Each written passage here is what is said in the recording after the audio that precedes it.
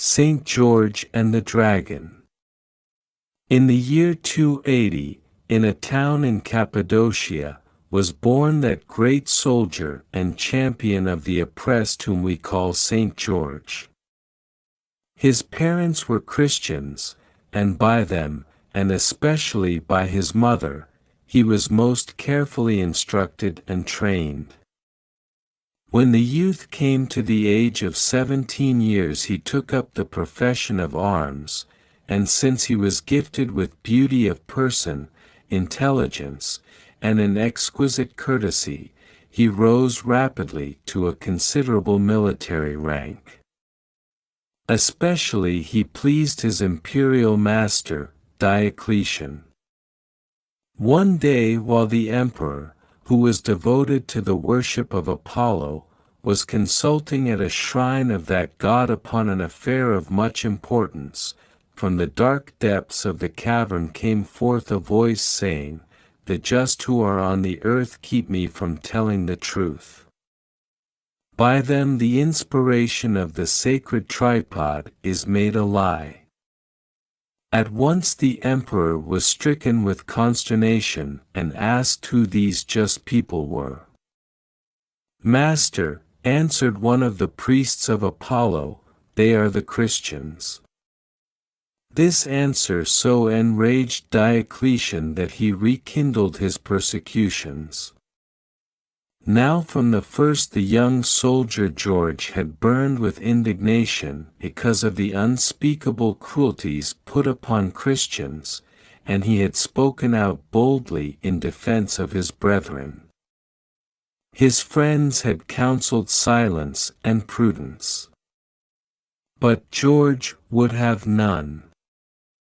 He knew, however, that he might be called upon to suffer at any time, and he hoped to do better work for the world, and to die after braver effort. He therefore distributed his money and his fine apparel among the poor and needy, set free all the slaves he possessed, and went forth upon nightly travel. While pricking one day through the plains of Libya he came to a certain city called Cyrene, the people of which were bewailing a dire misfortune that had come upon them. An enormous dragon had issued from a marsh neighboring the town and had devoured all their flocks and herds. Already the monster had taken dwelling near the city walls, and at such distance the people had been able to keep him only by granting him 2 sheep every day for his food and drink. If they had failed in this, he would have come within their walls and poisoned every man, woman, and child with his plague-like breath. But now already all the flocks and herds had been eaten. Nothing remained to fill the insatiable maw of the dragon but the little people of the homes and hearths of all the town. Every day 2 children were now given him. Each child taken was under the age of 15, and was chosen by lot. Thus it happened that every house and every street and all the public squares echoed with the wailing of unhappy parents and the cries of the innocents who were soon to be offered. Now it chanced that the king of the city had one daughter, an exceeding fair girl both in mind and body, and after many days of the choosing of lots for the sacrifice, and after many a blooming girl and boy had met an unhappy death, the lot fell to this maiden, Cleodelinda. When her father, the king, heard his misfortune, in his despair he offered all the gold in the state treasury, and even half his kingdom, to redeem the maiden. But at this many fathers and mothers, who had lost their children, murmured greatly and said, "O king, art thou just? By thy edict thou hast made us desolate. And now behold thou wouldst withhold thine own child." Thus the people spake, and speaking they waxed wroth greatly, and so joining together they marched threatening to burn the king in his palace unless he delivered the maiden to fulfill her lot. To such demands the king perforce submitted, and at last he asked only a delay of 8 days which he might spend with the lovely girl and bewail her fate. This the people granted. At the end of the time agreed to, the fair victim was led forth. She fell at her father's feet asking his blessing and protesting she was ready to die for her people. Then amid tears and lamentations she was led to the walls and put without. The gates were shut and barred against her. She walked towards the dwelling of the dragon, slowly and painfully, for the road was strewn with the bones of her playmates, and she wept as she went on her way. It was this very morning that George, courageously seeking to help the weak, and strong to serve the truth, was passing by in his nightly journeying. He saw stretched before him the noisome path, and, moved to see so beautiful a maiden in tears, he checked his charger, and asked her why she wept. The whole pitiful story she recounted, to which the valiant one answered, "Fear not, I will deliver you." "O noble youth," cried the fair victim, "tarry not here, lest you perish with me. Fly, I beseech you." "God forbid that I should fly," said George in answer. "I will lift my hand against this loathly thing, and I will deliver you through the power that lives in all true followers of Christ."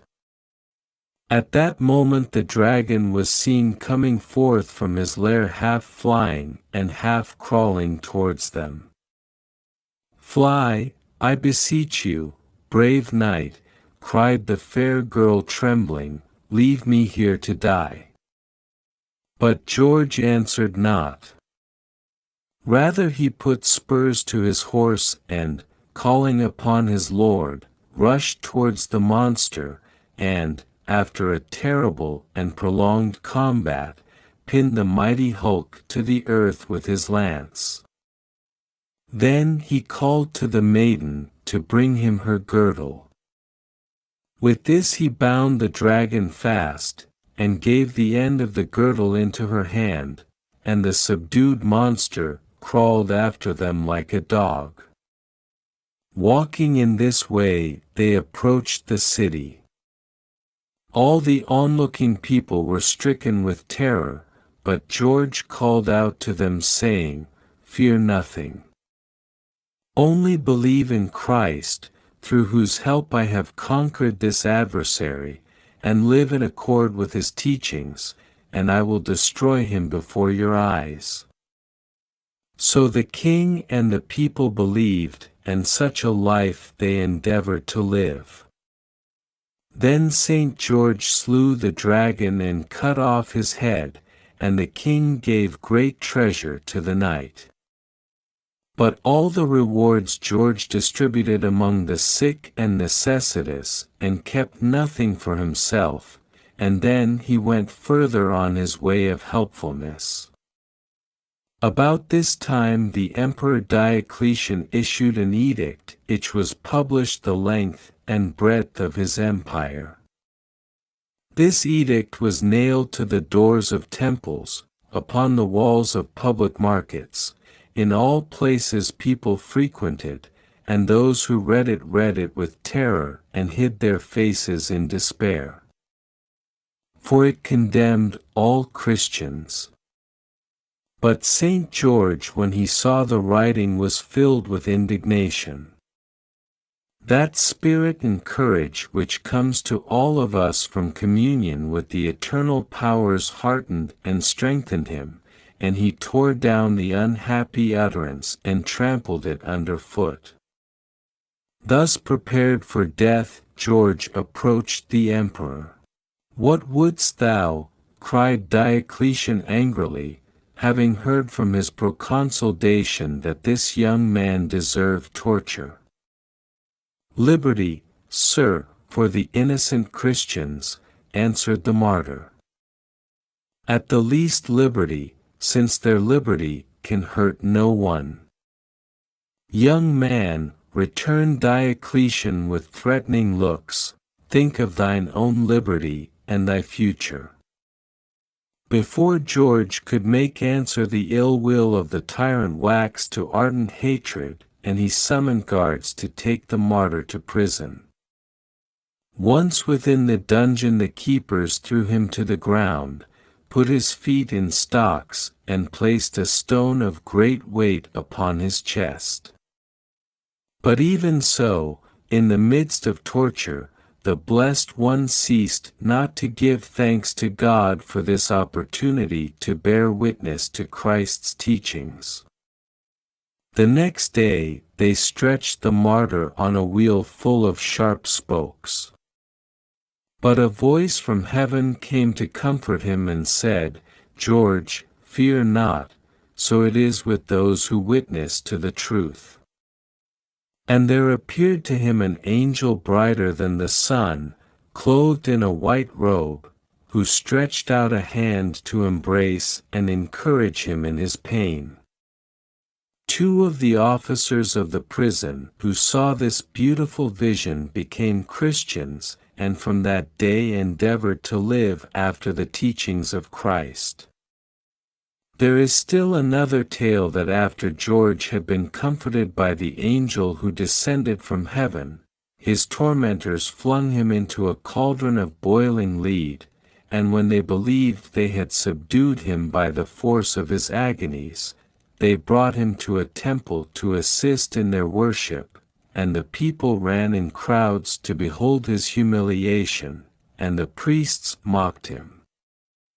The emperor, seeing the constancy of George, once more sought to move him by entreaties. But the great soldier refused to be judged by words, only by deeds. He even demanded to go to see the gods Diocletian himself worshipped. The emperor, believing that at length George was coming to his right mind, and was about to yield, ordered the Roman Senate and people to assemble in order that all might be witnesses of George's acknowledgment of his own, Diocletian's, gods. When they were thus gathered together in the emperor's temple, and the eyes of all the people were fixed upon the weak and tortured saint to see what he would do, he drew near a statue of the sun god Apollo, and stretching out his hand toward the image he said slowly, Wouldst thou that I should offer these sacrifices as to a god? The demon who was in the statue made answer, I am not God. There is but one God, and Christ is his greatest prophet. At that very hour were heard horrible wailing sounds coming from the mouths of idols the world over, and the statues of the old gods either all fell over or crumbled to dust. One account says that St. George knelt down and prayed, and thunder and lightning from heaven fell upon the idols and destroyed them. Angry at the breaking of their power, the priests of the gods cried to the emperor that he must rid himself of so potent a magician and cut off his head. The priests also incited the people to lay hands on the martyr. So it was commanded that George, the Christian knight, should be beheaded. He was dragged to the place of execution, and there, bending his neck to the sword of the executioner and absorbed in prayer, he received bravely and thankfully the stroke of death in April 303. So stands St. George ever before the youth of the world, one of the champions of Christendom, a model of courage, a brave interceder for the oppressed, an example of pure, firm and enduring doing for others, a true soldier of Christ.